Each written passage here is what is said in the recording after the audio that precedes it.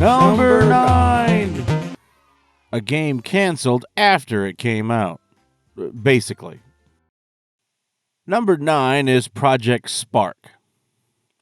Project Spark made its debut during Microsoft's press conference at E3 in 2013.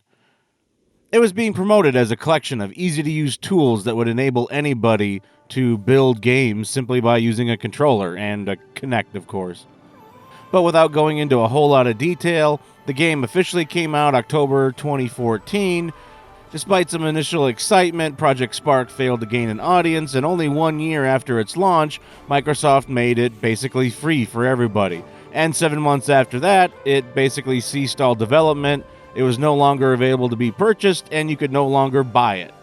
And the online servers would be shut down August 12, 2016.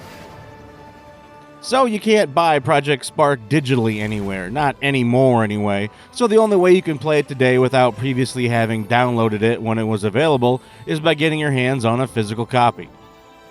If you're jumping into Project Spark for the first time, there's not a whole lot of content for you to play straight up, because it's meant to be a creation tool, so you're actually meant to spend most of your time creating stuff. There is a couple of episodic adventures, but you can beat them about 30 minutes apiece.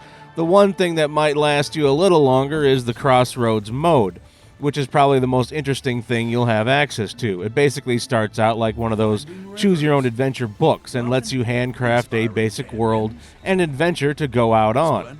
You pick the overall shape of the land, you choose the environment like forest, desert, or grasslands, you set the lighting conditions, and then you watch the world be created right in front of you.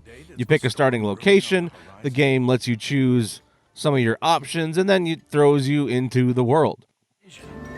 What do you envision here? A general store. Is this place what you were looking for? An eye in the sky. You interact with a blue glowing object that the game lets you decide what you want that object to be. If you don't like any of the choices, you can press X to randomize the next set. It's all really interesting, and the narrator's voice really draws you in. At this point, you can even edit the dialogue of the NPC by clicking the right bumper when it says Edit Text in the upper right corner.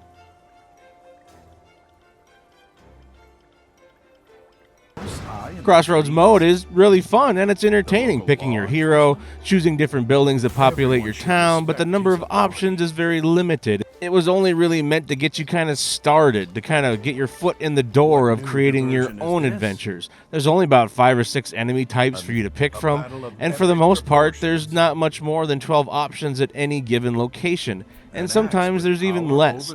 After about 5 to 8 playthroughs, you're going to have seen every option in this mode for the most part.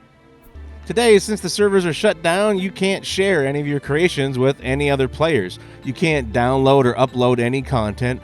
All you can do is craft your own adventure and save it, and then make a video of you playing through it, and then upload it to YouTube. That's really it.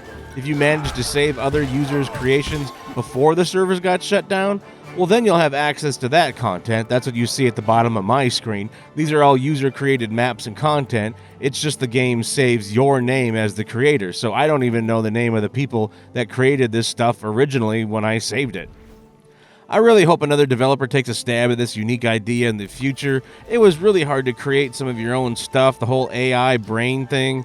It was rough. I spent some money on the Conquer DLC, so altogether I probably spent about $30 on this game, and even though I will probably tinker around with it sometime in the future, I still regret buying it because they ultimately made it free for everybody, and then they turned off the servers. Pack your shit and get out.